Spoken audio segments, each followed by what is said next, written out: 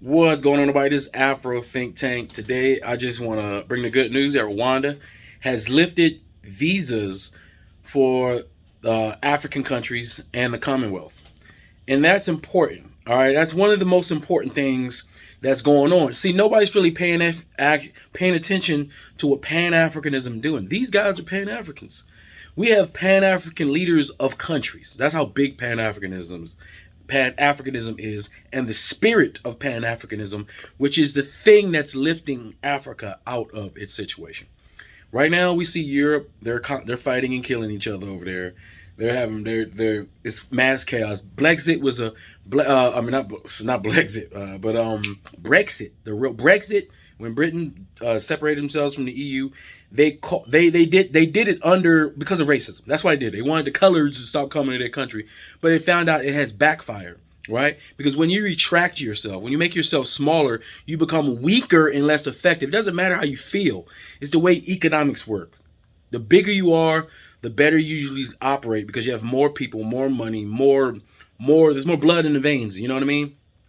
So while Europe is in total chaos, while Europe is the population is going down, they're helping themselves with their population by their two biggest European countries killing each other in trench warfare like it's the freaking Middle Ages and shit. Like nobody fights like that anymore, and they're fighting like that right now. While all the military industrial complexes are trying out all their brand new drone killing machines over there on them poor Europeans. While France is on fire because they have to figure out a way how to justify holding most of Africa, some of these francophone, their former colonial territories, money. They can't even justify the things that they do, and they're starting to realize, damn, if we're not colonizing, we ain't shit, right?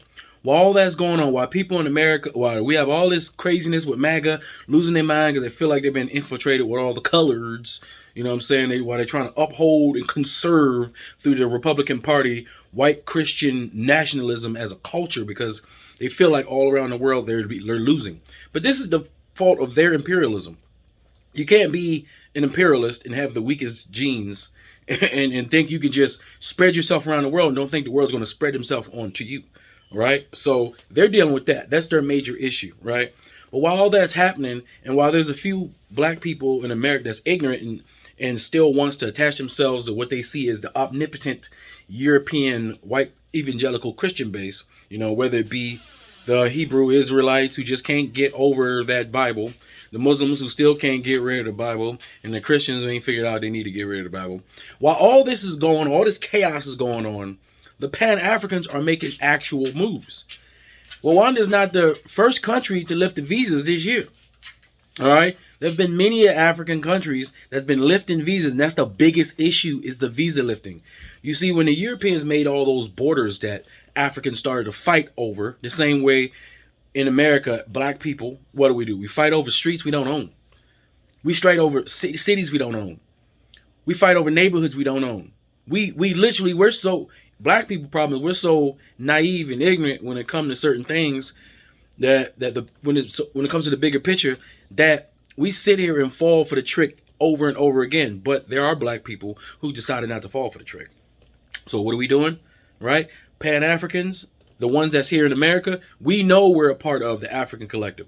We know we're a part of the African Union. We know we're represented by we know that we're the sixth region of Africa. We are Africans. The African continent has claimed us as their brothers and sisters, as their children, officially on government documents, on the continental government documents, is on the official website of the African Union, if you did not know. For those ignorant Africans that think that they don't care about us, they don't want us, they just threw us away and blah, blah, blah, blah, blah, and all that crap, right? That's just simply not true.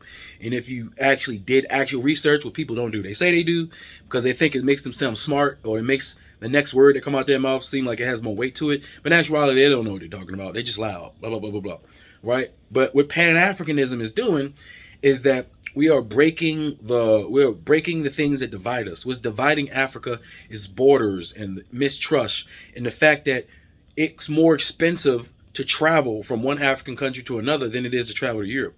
It's more expensive to do business with another African country than it is to do with America because they set it up that way. They made it so it's only conducive and profitable to do business with them, to give them our resources. But now Africans are realizing on the continent that, hey, we don't really need to play with that small fish. Because when the sense of resources and capability, Europe is a small fish. They just been portraying like themselves like a big great white shark. But they're truly a small fish, right? We are the humpback whales. We are the sperm whales of the world, right? It's just that we don't realize it, right? We're the killer whales. We eat great whites, all right, for snacks when we want to, right? So now we're getting our legs underneath us, where our governments, even though some of our governments are corrupt, but answer me this. Answer me this. Be truthfully and honestly. Can you name me a government that's not corrupt? Name me a government that's the example of a perfect government that's not corrupt and that operates perfectly, please. In any type of government system, any. You can't, right? It doesn't exist because we're humans and humans are fallible when we do things, right? But what do we get out of it? What do the governments do when they are making progress? What kind of progress are they actually making? Because believe it or not, even in America, we always talk about our politicians are evil. Not all of them are evil. Some of them come in with good intentions. It's just that when you play the game of politics, sometimes you got to do things, right? And everybody's not going to like it, obviously, because people have different interests. But Africa is rising faster than anybody ever thought. We got the population. We got the intellectual property. You see all them years of that brain drain of sending all our smartest people on the continent to all these other little countries to prop up their countries. You see the effect of that is that they get lazy within their own countries. Their own people get lazy because the corporations will rather pay an African or somebody else a lower wage to do that high-end job than pay their own people what they're worth, right? So in turn, what that does is that means we tend to get the intellectual knowledge when we're over there.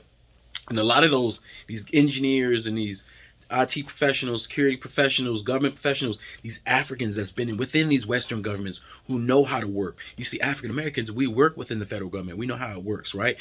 We have our African brothers and sisters. Like here, we got Africans in the federal government. They're learning from us. We're learning from them. We're all learning how they do their thing. And we're taking it and we're sending it back. We're taking it and we're sending it back. That's what's happening.